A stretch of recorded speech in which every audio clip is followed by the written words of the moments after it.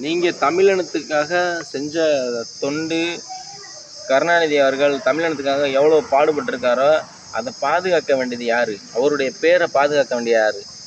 தமிழக முதல்வர் அவங்களுடைய குடும்பத்தார் தான் பாதுகாக்கணும். உங்களுக்காக அடுத்தவங்க இறங்கி போராடணும். நீங்கள் குற்றமற்றவர்கள்னு ஒவ்வொருத்தரும் ஒவ்வொரு பாயிண்ட் எடுத்து கொடுக்குறதும், ஒவ்வொரு விஷயங்களை சொல்கிறதும், கருணாநிதி எங்கேருந்து வந்தாருங்கிறத நாங்கள் சொல்லணுமா? ஏன் தமிழக முதல்வருக்கும் அவருடைய குடும்பத்தாருக்கும் அரசியல் பண்ணுறீங்களா? உங்களுக்கு தெரியாதா? கருணாநிதி அவர்கள் பிறப்பிடம் எது, ஊர் எது, அதெல்லாம் உங்களுக்கு தெரியாதா?